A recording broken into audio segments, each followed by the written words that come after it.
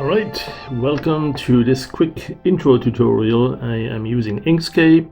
It's a free, I think, open source program, and you can use it with a lot of options for vector graphics. I'm going to create something new here, and I want it not to have this rectangular shape. I want it to be something like square shaped. So maybe from template. And you have a couple of different types of templates, different screen resolutions, layouts. Shape builders come in very handy because many of them are in a square outline, and some of them even with like droplets here with circles in there. So that could be a starting point if what we are looking to do is create a circle, save it, and then take it into Howler. I'm going to go with this one here, target, and create from template. So that should give us a sheet of paper that's white or close enough, and most importantly it's square shaped. The objects that we see here, we can select them and delete them. We don't need them necessarily. We could actually use those. We could delete some of the items and just be left with one. I don't know how we go into those particular ones, but maybe double click, there you go. So you can probably find a way to delete some of the circles and then keep the ones you do want to keep. I'm not sure how successful I'm going to be at that, so I'm going to go and, because I'm a total beginner here at Inkscape, I'm going to do what seems natural, which is to select the whole thing, hit the delete key, and not even being able to do that. Delete, please. Oh, looks like I'm actually deleting individual elements now here.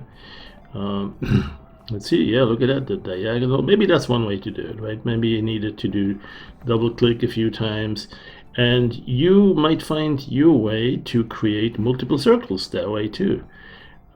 In fact, that could be a way if we wanted to one circle, why not also 2 or 3 different circles of different sizes. So here we are. Now we still have this line here. Let's delete that. For some reason I can't seem to select that. You know what, I'm gonna go and just select everything. Oh, look at that, that's easy enough. I could select the inner circle. No, maybe not. Sometimes it seems easy, but it isn't. Can I do this? Yes, okay, all right. So you can select some of these points without getting the outer circles. And soon enough you have, ooh, that's not a good one, that's a difficult one. So I'm going to select this, select the delete. I have my finger over the delete key. So now I have pretty much all I need here. Looks like a circle to me. What if it's not a perfect circle? Well, okay, so it's not perfect, but it's close enough, and we can save that as a big circle. So I'm going to go save as, and there you have a couple of choices. I'm going to put that directly in the callouts folder. So that's on the C drive usually, program files x86, and you see Howler and callouts. So that's a subdirectory where we have a whole bunch of WMV, not SVG files. So that's the next thing you need to do, is specify the file type, not Windows Metafile, but Enhanced Metafile. There it is, EMF files, right? So there's a lot of EMF files here, and I'm going to call this not drawing, which was sort of the generic name coming from Inkscape. I'll call this, what shall we call it? Big circle. And because I like to see it right at the beginning of the list of my callouts, I'm going to give it a number 001, something like this. That should allow me to see it because it's going to be alphabetically ordered before. You see, I had another one here, black circle. That one's a filled one that I drew, and I'm going to go export that or save it. There are a couple of options here. I have no idea where I want to go. I'll just click and see and try that with the default settings and see if that works. All right, so that's that. Let's also though see how to create something new. So I'm going to delete everything, Control A, select everything there, then use delete. No, maybe not. Okay, so somehow I need to select individual points because I'm probably, oh, this is a spline curve, a closed spline curve. Cool. All right, so I don't think we have any objects in here anymore. Now what I'm going to do is just manually draw that. So that's another option. ellipse, and you might see options with right click or left click. I don't know. I don't have the time really to explore that too much. I'm just going to try that, and then I'm going to keep in mind a diagonal here and start from somewhere on that diagonal and then drag it up. Now if you don't use any extra keys, it's going to follow you, but it's not going to stick it into a circle. What you want to do is hope that when you use the shift key, yeah, well, it's also doing something else. It's going to put the center of the sphere there, so that's not it.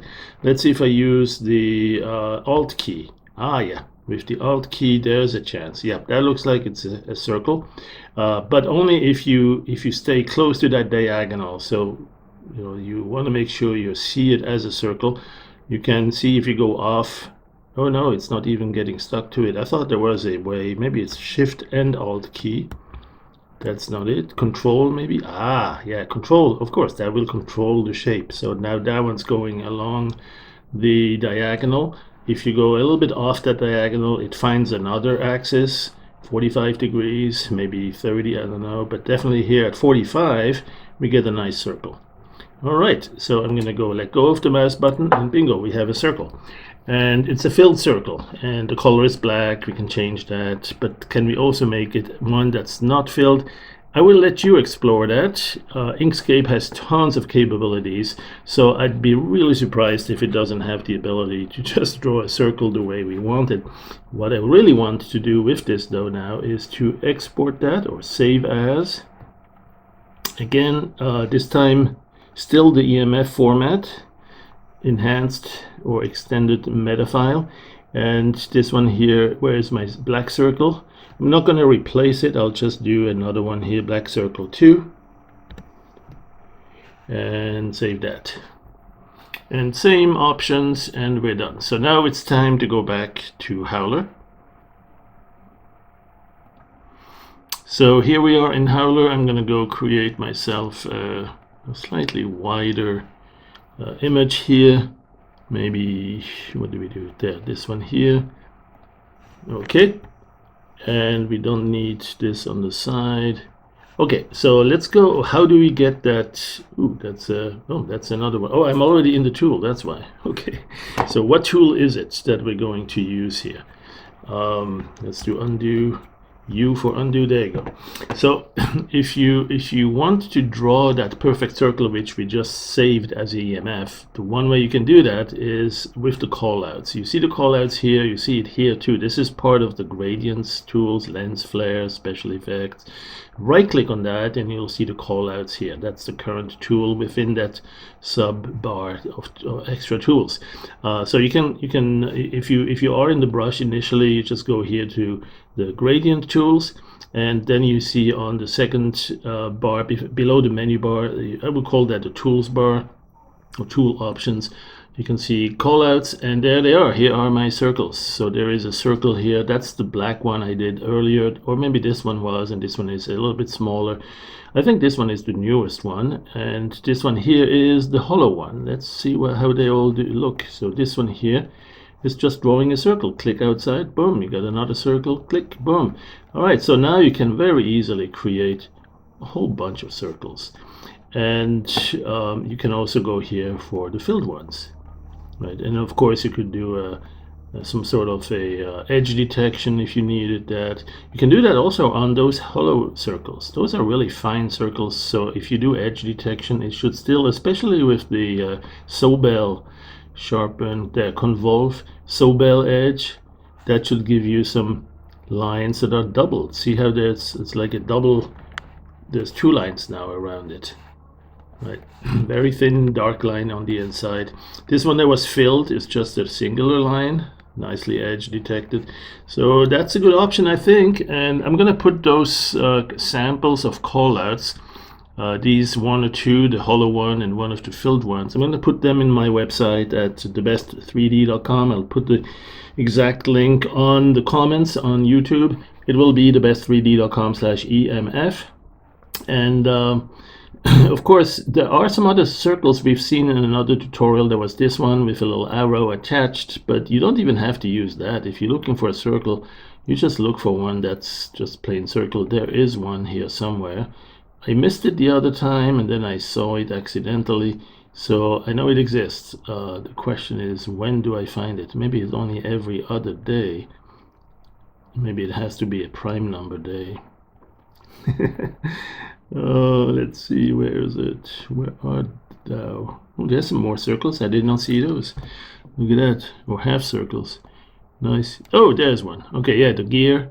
Look for the gear and put it in gear. Put your creativity into gear. There's a few gears, and then there's the circle. This one is filled with an edge, and then let's do that. Right, so there are some circles. Click outside to place it. Really fast interface there. And you have a few other things. You have this one here with the dashed lines. Super cool. And that really also is beautiful to be used as a elevation map, right? Because in the end, why do circles and stop at that? I mean, we want to have something else. There's more to geometry than circles. So what you could do easily here is simply extrude that. Let's see, something like this. One more. Okay. The one that's going through this. Okay, so we have a big messy set of circles of different types, and I'm going to use that as an elevation map. You see Transform 3D Designer, and there they are. So now it's an elevation map. We can add a little bit ambient occlusion, multiply mode, a little bit more brightness on the blue light. That's kind of simulating the skylight. Don't have it from the side. Give it from the top. So the zenith far away, altitude high, and zenith on the center. So now it's coming down from the top. That's kind of simulating a blue sky above it. And then whereas this one is one that you want to cast shadows from, and that one we will be able to give it a different altitude too. Then we can rotate it also. There are your circles, a circle of friends. And let's see, what else can we do possibly here to render that? Maybe add some the color to that. Yeah, it's already there from the image. There you go. That's the color from the image. And of course we could do a bunch of other things here. What do we have? Some clouds. That's erosion, silly me. There's some puffies. That's a bit too much of the puffiness. Let's go scale. Transparency, where do we get the brightness? Down a little bit. There you go. Alright. But that's not really what we want to do. Maybe we want to render it more like this realistic render for a post-apocalyptic view. Puppy Ray GPU, right? So that's going to look a bit more like this. There's some sunlight, there's some leftovers or remnants of architecture. Maybe we need to erode that a little bit. Give it a bit of structure. So one thing you can do, first of all, store that. We have it here. Then go and do another noisy, render some plasma noise, and okay that, and then put that in again and do an interactive undo between the two. You could combine it in other ways, like multiply, subtract, XOR, yada yada. If you want the terrain to be dominant, you go this way. If you want structures to be dominant, you go the other way. Other things you can do here is to do some light diffusion, so you have a bit of an erosion towards the edge, and it looks like, you know, it's crumbling and falling down. And yet other things you could do is do some sort of a transform. There are some crystallize, right, and that will give it a bit more aged structure. And again, you can do an interactive undo on that to say all or nothing, right? All of it or nothing. Somewhere in between is usually the right spot. Store that again, and now let's see. Oh, maybe make it seamless too. Make seamless. There you go. So now if we go and add this to the Puppy Ray renderer, now we have a little bit more of a ruins, a landscape with ruins. And of course, if you want it to be even more impressive, what you could do is give it a gradient, so it's kind of flat in the bottom and then gradually comes up to high elevation. You could do that with the gradient tool here, like a linear gradient going from black to white in multiply mode. There's the mode. Let's go to multiply. So black will bring this down to dark, but white will leave it alone. And so we could do something like this. And maybe even a little bit more. And in fact, you could use the filter for adjusting with a curve and bring it black a little bit more. So it's kind of flat and much lower here until it suddenly kind of edges up, maybe even plateaus, something like that. All right, and now we store that, and now we can go to render to puppy ray. And this time we'll also add a different light source. What do we have here? Let's do some reddish. That always looks a bit better. Now it's actually disappearing in the water, which is at 50% elevation. So we need to bring the terrain up. And we can do that like so. If you want a little bit swamp, a little bit of flooding there. Let's go here and then turn around. There you go. And then maybe it's time to turn the sun over here too. Let's get the sun and make it go over there. Beautiful. And let's see, ground fog. That's always impressive too. What else could we do here? Get maybe a little bit more water. So let's bring it down. But we need to see the water. So let's make it a little bit more density, higher density. Let's say 12 on that. Yeah, now we start seeing the bluish tint of the water. Maybe a little bit darker too. There, and even higher density, maybe 22. There.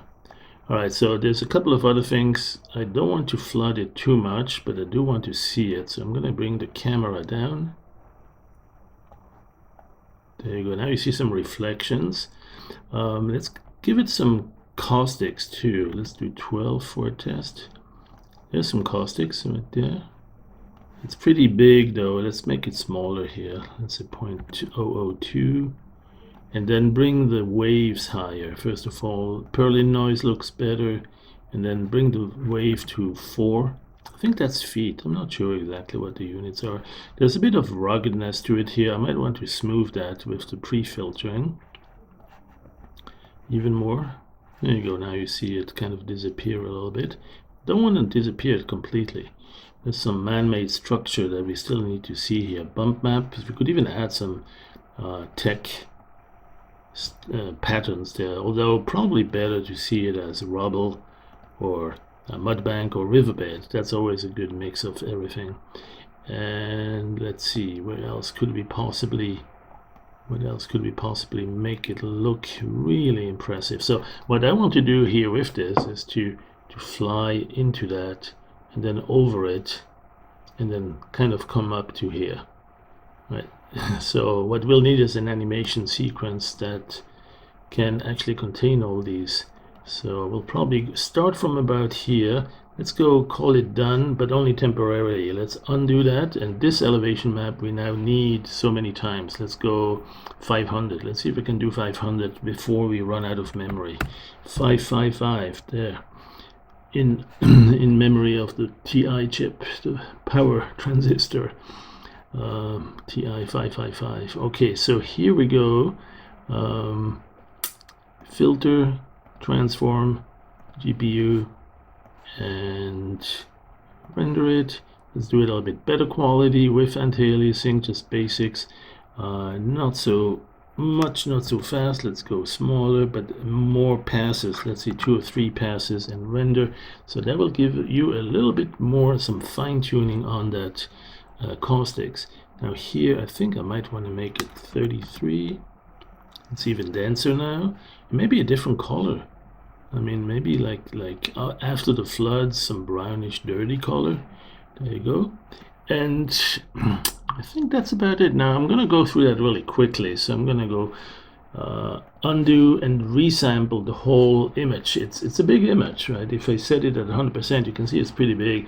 I don't need it that big for just a quick test walkthrough or fly through. So I'm going to make it half the size. Now you could simply go to this and it will resample it every single frame of the animation. That will take longer than if you just do it on one frame. Since all of the frames here are the same, let's just free the animation and then create a new one after we have created the smaller image. So here we're going to go resample it, just half size, and so now it's going to be, it's not very clever values here. Let's go keep it at the same aspect ratio, but say we want it at 640 by 360. There you go.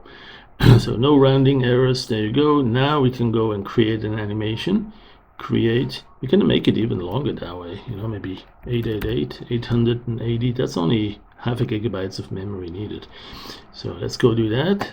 And if we need this animation again and again as we try things, we might want to store it, but do that to disk. Don't waste your RAM for that. For some reason it's disappearing here somewhere. We'll get back to that. We'll need to reset something in the registry maybe, or in the settings. But this time I don't need it, so it's good to have it just in case. And I can go and let's see, I'm going to go over here, move this over here with the control and the shift key down. And then I'm going to render it, transform it to puppy ray. And so now we still remember the previous position. Let's do without anti-aliasing and render. And so what we'll do is maybe have the sun a little bit bigger. Let's say much bigger. Render that.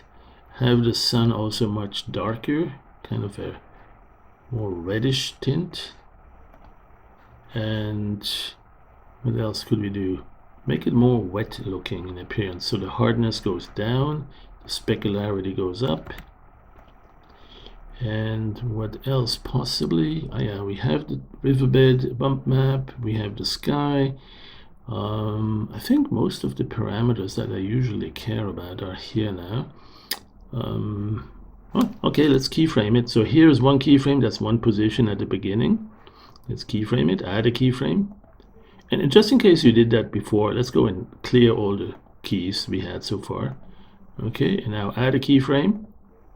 And then we just want to go all the way to the end. And that end will bring us, as we transform it, will bring us right through here. And we will need to check to make sure along the way that we don't actually crash into that land, into that terrain. Let's say we want to be just about here.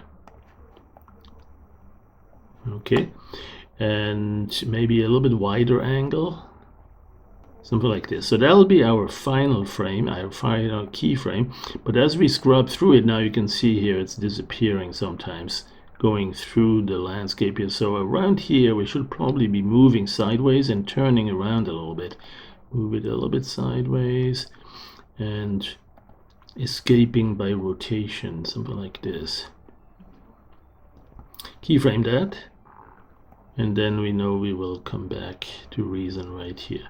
Now somewhere here we need to kind of counter the rotation, so we'll go rotate the other way with maybe a little bit of a strange blip there, and keyframe that. So we have now 2 or 3 keyframes. Let's see what else do we need to avoid collision. There's one, we're coming too close to the rock.